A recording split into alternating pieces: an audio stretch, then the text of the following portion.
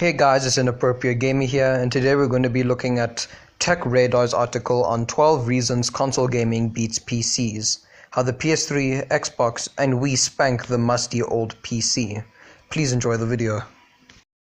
Now before I start reading through this, I just want to say that this article came out in 2008, and as far as my knowledge goes, it hasn't been edited since then, so some of these things may be outdated. No mouse and keyboard support. The very raison d'etre of PC gaming. Well, guess what? Not everyone wants to play games posturing like Rick Wakeman. The joypad has been gradually refined over 20 years into a finely honed gaming tool you see today. Pressing digital keys to move, how very 1982 of you. Now before I answer this question, I just want to say that yes, the controller is superior to keyboard and mouse in some gaming genres, such as racing and platforming, as it's much more smooth and precise compared to the keyboard when busy jumping in mid-air or busy trying to drive a car. But if you don't like the keyboard and mouse, you can just simply connect your controller to the PC, completely eliminating this point. 2. Playing on TV. While the PC might happily spew forth images consisting of a quadrillion pixels, the real issue here is that with a console, you're playing on a nice big TV in the living room, on a comfy sofa, and, if you have any sense, with a 5.1 surround sound system. If we wanted to slouch at a desk in a dimly lit room, we would just stay at work. The problem with this is that the person who wrote this seems to believe that PC can only connect to monitors for some reason. It can connect to the TV as well. It also has an HDMI or VGA port, because we basically use the same inputs and outputs as a console does. We just can have more of them and connect to even more monitors at once. 3. It just works. Oh, how we console owners point and chuckle at PC websites where the incumbent expert attempts to explain to some poor sap that his 3-month-old and thus obsolete Quad AMD 3000 and NVIDIA Orgasmo card won't actually run generic FPS 10 because it's got driver 1.1 instead of 1.1a. Try this. Go to shop, buy game, insert disk, game runs, bliss. Now in this argument, he states that 1.1a is superior to 1.1 and that's why the game isn't working. Now, the thing is that, yes, and you may not have a stable driver, but if something like this happens on a console, the best you can do is probably clean the disk. Now, that isn't a lot to do and you're probably going to search online anyway. So how does us searching online somehow be worse than you searching online to maybe help the game? Or the console in general, such as the Red Ring of Death that became so popular. A lot of it was just heating problems. Now, at the end where he says that go to shop, insert a disk, play game. Now, a lot of the time there's actually an installation that you have to go through, and there's probably a 20 gigabyte game patch because the game wasn't released properly. See, we can say the exact same thing for PC. We can just say, turn on computer, click on game, play game, bliss. So this argument is completely retarded. Number 4. No need for endless upgrades. Yes, the PC is hugely upgradable, and a bloody good job too. Otherwise you'd never get to play all those games built with cutting-edge technology by crazy Scandinavian ex-demo hackers. And anyway, a console is upgradable. When the next Xbox or PlayStation comes out, we sell the old one and buy a new one. Easy.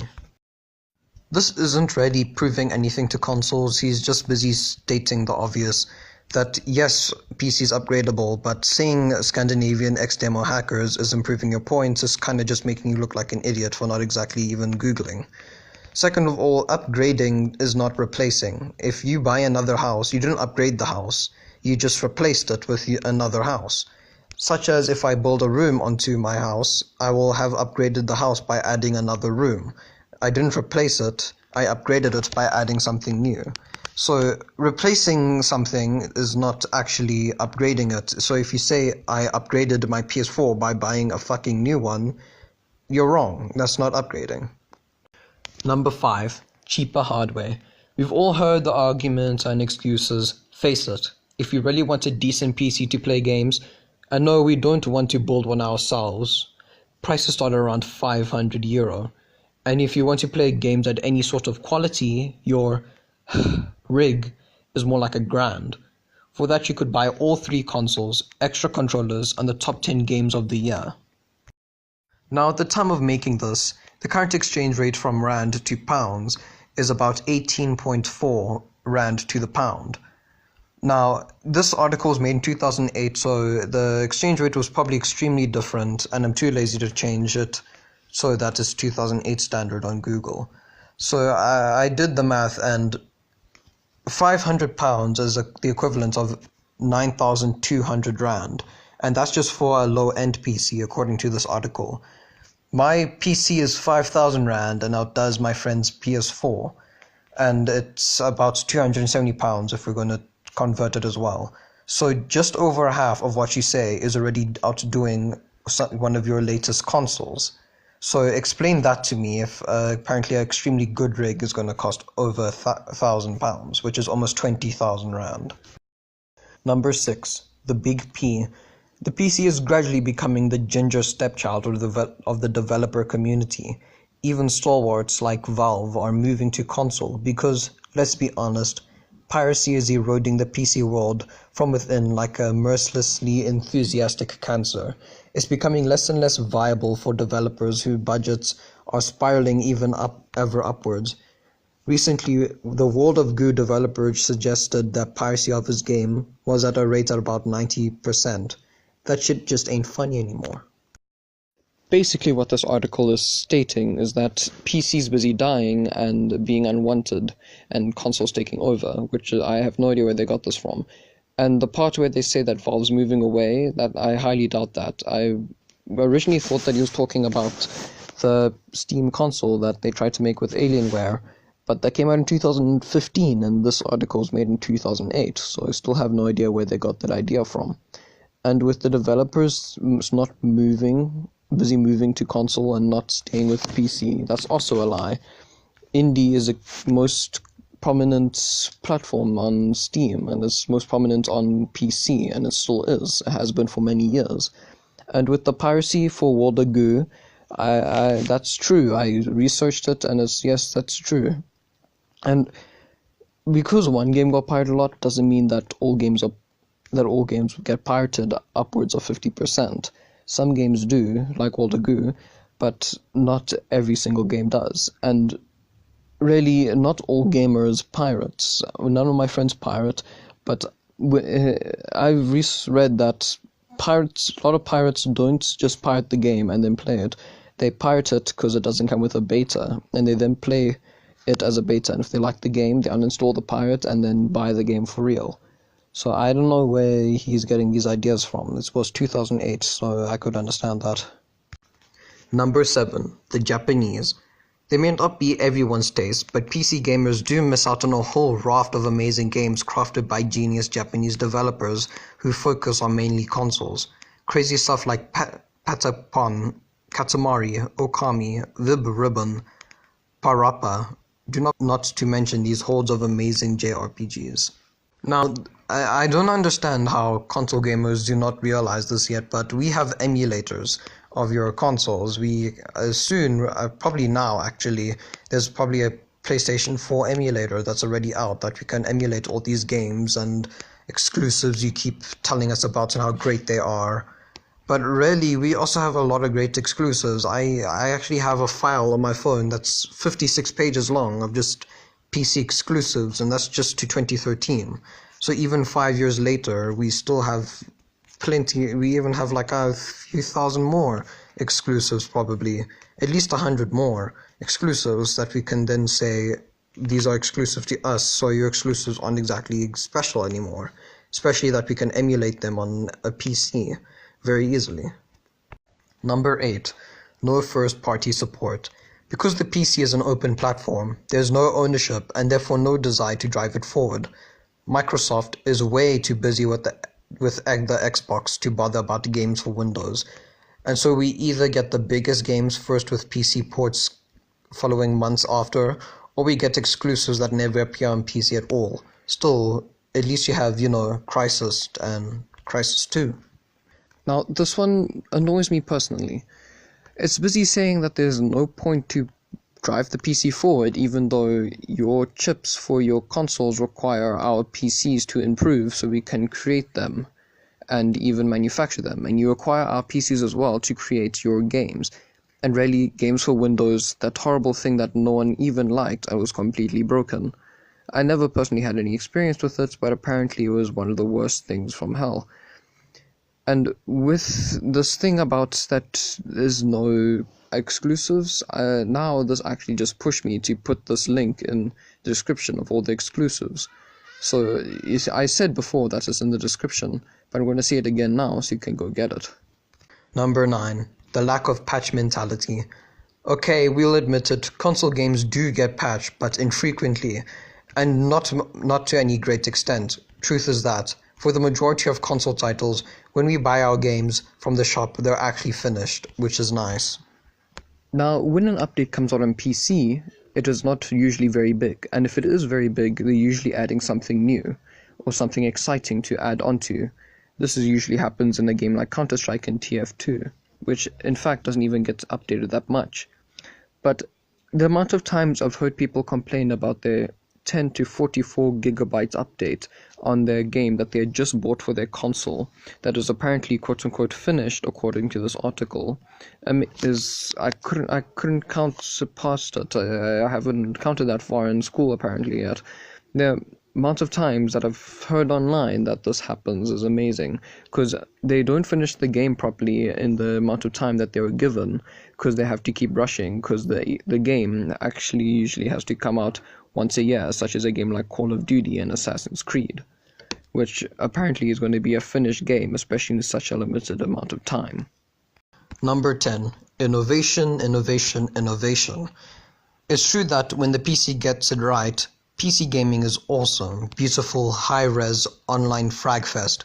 But when's the last time you've played something truly innovative? Just look around at you at the games coming to consoles. You may mock the Wii, but when was the last time you had a drunken 4-player tennis match in your PC games room? Now, last time I checked, a drunken 4-player tennis match is not a major feature of the Wii, or any game at that, unless it's recommended in the bio that you drink alcohol before playing, and you have to have 4 people. So this drunken 4-player tennis match, that's actually not properly safe. You're probably going to get arrested later for that. But these whole things about innovation to consoles, beautiful, very innovative Call of Duty, innovative Destiny, innovative Assassin's Creed. Yeah, very innovative, very not copy-like, very new.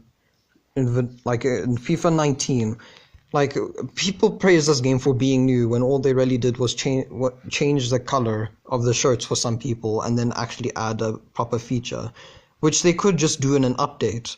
It's a $60 update. That's really what it is, and people still praise EA for doing this. It's like an Apple fan, really. Number 11, 4-player family fun. Yes, we know PCs have been online for years, but if you want to interact with people you actually know in the comfort of your own home, apart from the aforementioned Wii activities, there are great quiz games like Sinelt and Buzz, endless Mario Party games, dance mat games, iToy games, karaoke games, the list goes on and on. See, this whole thing about interact with people you really know, when I had a console, the most people I knew either were at my school or I had to speak to them once at a party that my parents dragged me onto. Now, that was the furthest I ever gotten. Now that I play online, one of my friends, one of my cousin's friends, we're now good friends now, he had about like 20 people that could all just play together. And we are actually meeting each other this Sunday at the Rage convention, which is going to be very fun. We're going to all meet each other there, and we're just going to have a good time. So this whole thing about, okay, let's just look at this.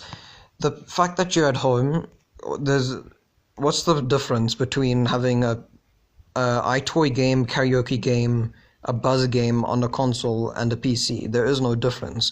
The only difference is that one of them has a better mic. That's it. And Mario Party games, we all have party games on PC. It's very common to get a party game on PC and you can just play it online. You don't have to have another person with you. So this argument is quite dumb, really. Number 12, perception. Have you ever seen that episode of South Park where the kids are playing World of Warcraft? You know, the fat, pale, pizza-faced guy with the wrist support slouched in his chair? That's you, that is. You are a PC gamer. Now, I actually seen that episode of South Park that he's talking about. I believe it was season 7, Make Love Not Warcraft. And the point wasn't them playing on PC. That isn't why they got fat. They got fat because they literally played for 2 weeks straight with minimal sleep. That if you play on console for that long, you will also get fat and pizza-faced, and with wrist support. Well, not wrist support because that's mainly used for mouse and keyboard. But you will still become extremely fat. It depends how much you play, not what you play on. Now, I hope you guys enjoyed this video. Maybe have a dumb friend who believes console is still superior than PC. You can show him this video, you can bring up these points. Just remember that whenever making an argument ever, always do your own research. Don't rely on other people. You can go and double check all these facts before yourself. Please do, because the amount of times I've seen people bring up things that aren't true, such as my friend busy defending Apple with their iPhone XX Max, saying that it's innovative and completely new, and me actually bringing up facts with sources that I've learned over the years because I have to, because people won't believe you if you don't bring up a source. And if you do bring up a source, they completely just say that, oh, this magazine or this website has now lost all respect because they're actually telling the truth or something. So if you ever have an argument, always use your sources. Thank you for watching, by the way. Please like, comment, and subscribe, and I'll see you in the next video. Bye.